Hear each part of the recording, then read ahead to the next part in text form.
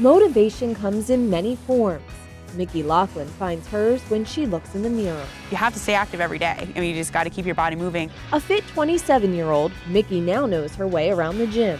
I go every single day. I do maybe 20 minutes, maybe 40 minutes, depending. Moving deftly from machine to machine, Mickey works her legs, back, and abs in turn. With deep breaths, she sinks into another squat, pushes through the pain, and pushes further away from the overweight young woman she used to be. I've never been so happy before in my life. I'm having the time of my life. Today, Mickey weighs less than half of what she did a couple years ago. In about 16 months, she lost 250 pounds. I have to attribute it to just being active and working out all the time. You know, I didn't stop. You know, I went to the gym and made sure that I really did what I'm supposed to. Ready? 1, 2, 3. Close. Mickey says she shed every last pound for her 3-year-old son, Gage. He was just about a year old and beginning to walk when Gage inspired the decision that changed Mickey's life. I had no desire to get up and run. I couldn't. You know, my feet hurt, my ankles were swollen. You can't move 300 and however many pounds. At almost 400 pounds, Mickey's extreme weight led her to extreme measures. I definitely tried everything that everyone else has, you know, the Weight Watchers and the Atkins diets, and I did liquid diets, and whatever you can think of, I tried it all. You know, I was very, very big, you know, and I was big my whole life. She decided to get bariatric or weight loss surgery at St. Luke's University Health Network. Section Chief of Bariatric Surgery, Dr. Leonardo Claros, performed Mickey's operation, a relatively new option called a sleeve gastrectomy. What we do is we remove up to 80 or 85% of the stomach. We staple and we cut it out. We leave the patient with a very thin and long pouch. Instead of having a tiny little pouch the size of a golf ball, this one is an elongated pouch, like a banana, if you may. So the patients cannot eat a whole lot of food. Dr. Claros has performed more than 1,500 weight loss surgeries, but says the actual operation is only a small part of the process. There's so much more that has to happen prior to the operation than afterwards. You need to have the necessary network in terms of support, follow-up and everything else. Otherwise, these patients are going to fail. To be eligible for surgery, a patient must have a body mass index greater than 40 or between 35 and 40 with an obesity-related illness, such as diabetes or high blood pressure.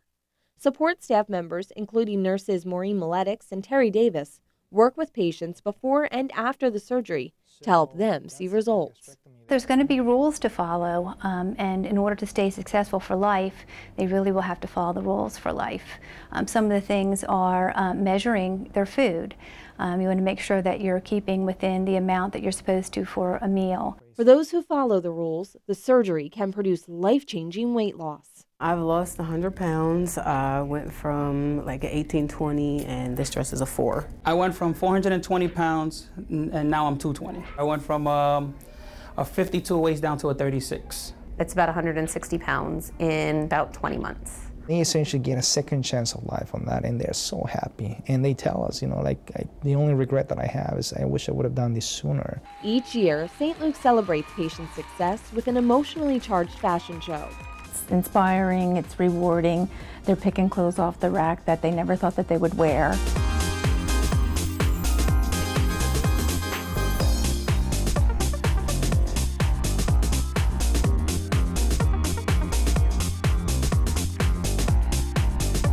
Patients strut up the center aisle, climb onto stage, and reveal not only new bodies, but also new attitudes.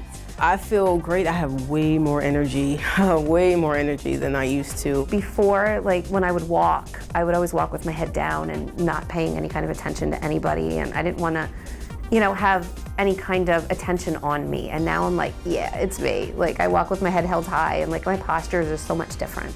Together, these 22 patients lost almost 3,000 pounds.